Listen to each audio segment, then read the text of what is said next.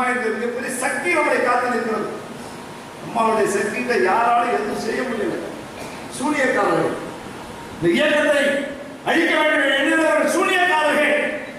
சூனியக்காரர்கள் என்னைக்காவது வெற்றி பெற்று வராருன்னா அனைத்து அண்ணா திராவிட முன்னேற்ற கழகம் ஒரு சத்தியம், ஒரு தர்மம்.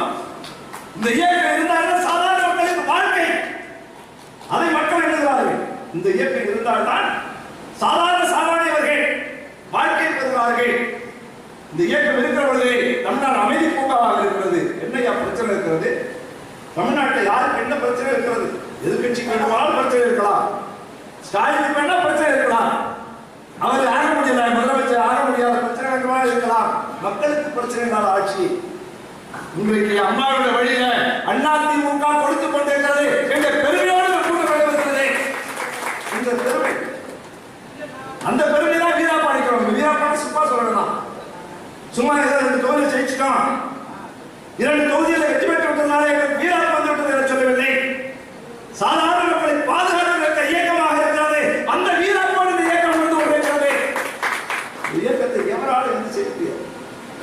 அருமைக்குரிய சகோதரர்களே, நாளைக்கு வீட்டுக்கு போயிடுவாங்க, நாளைக்கு வீட்டுக்கு போயிடுவாங்க சொன்னவர்கள் எல்லாம் இன்றைக்கு ஏமாந்து போயிருக்கிறார்கள். ஏமாந்து போயிருக்கிறார்கள். விக்கிரவாண்டியும் நாங்குநேரில் நம்ம பெற்ற வெற்றி மிகப்பெரிய வெற்றி. நாடாளுமன்ற தேர்தலில் பொய் சொன்னார்கள். பொய்யை மட்டுமே சொல்லி ஒரு தேர்தல் செஞ்சு இந்த தேர்தல் சொன்னால் அது வந்து கடந்த நாடாளுமன்ற தேர்தல் தான். ஒரு தலைவர், ஒரு பெரிய கட்சி திமுக நம்ம இல்லைன்னு மறுக்கிறது. அந்த கட்சியுடைய தலைவர் கருணாநிதிக்கு பின்னால் ஸ்டாலின். அந்த கட்சியுடைய தலைவர் இந்த தமிழகத்துடைய எதிர்கட்சி தலைவர். ஒரு பொய்யை செய்ய முடியாத, என்னென்ன செய்ய முடியாதோ அதையெல்லாம் சொல்லி வாக்கு கேட்டார். அந்த நேரத்தில் நம்முடைய தலைவர்கள் சொன்னதை போல, முதலமைச்சர் சொன்னதை போல, துணை முதலமைச்சர் சொன்னதை போல ஏமாற்றி அன்றைக்கு கிழக்கு காட்டி அம்மாவர்களின் நல்லாட்சியோடு துவக்கப்பட்டிருக்கும்